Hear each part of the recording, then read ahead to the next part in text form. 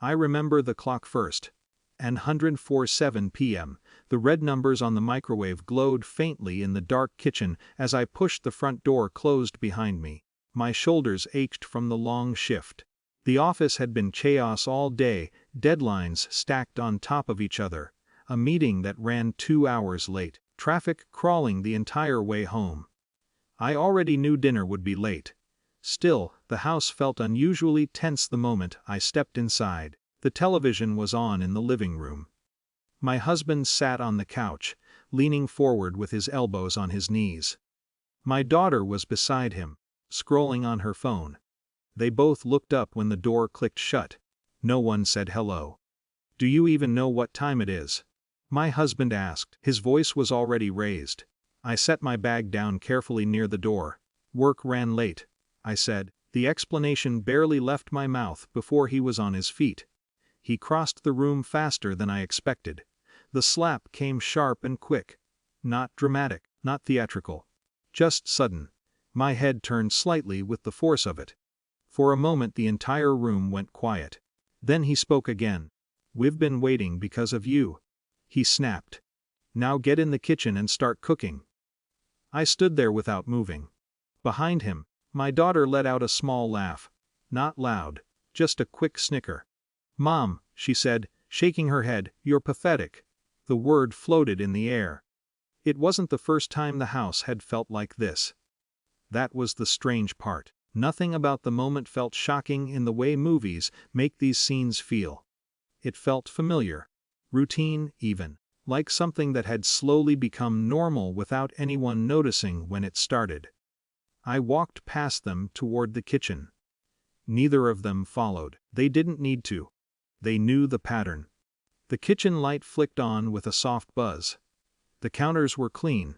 The sink empty. The ingredients I had planned to cook earlier were still sitting in the refrigerator. I stood there for a while. Not crying. Not shaking. Just standing. The quiet allowed something uncomfortable to rise to the surface. Memories.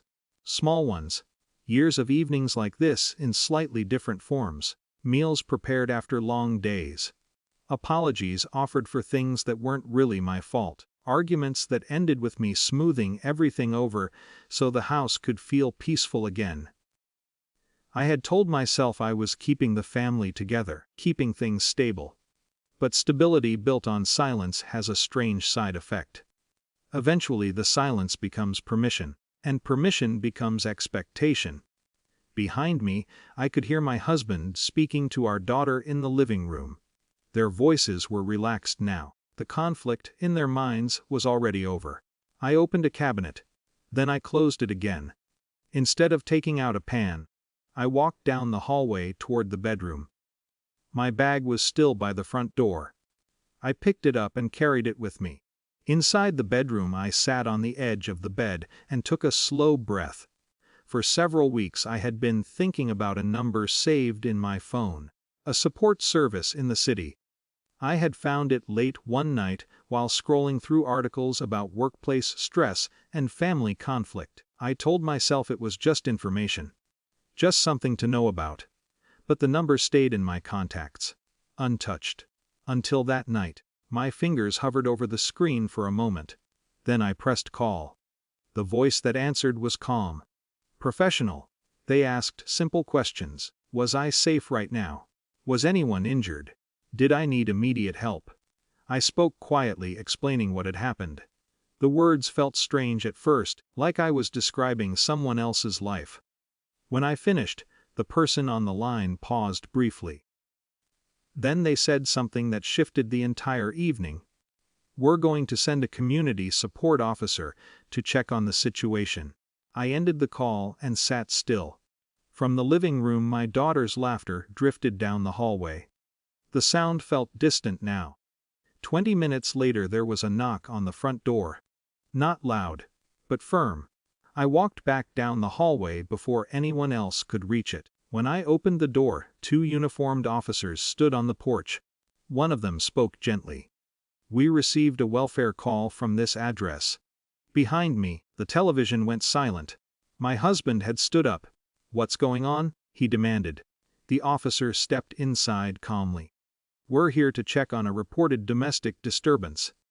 The room changed instantly. The same living room that had felt so controlled a half hour earlier now felt exposed. My husband's confidence faltered. "This is ridiculous," he said. "Everything's fine." The officer turned to me. "Mom, would you like to step outside and speak with us for a moment?" I nodded. The night air outside felt cooler than I expected. One officer listened while I explained. I didn't raise my voice. I didn't exaggerate. I simply described the evening. The slap, the comments, the long pattern of tension in the house. When I finished, the officer nodded slowly. "What can help you arrange temporary separation if you'd like," she said. Behind us, my husband stood in the doorway, suddenly uncertain. My daughter watched from the hallway. Neither of them spoke. For the first time in a long time, the silence in the house didn't belong to me. It belonged to the situation, to the presence of people who could see the dynamic clearly. Within an hour, arrangements had been made: a short stay at a nearby support residence, transportation, information about legal resources and counseling services.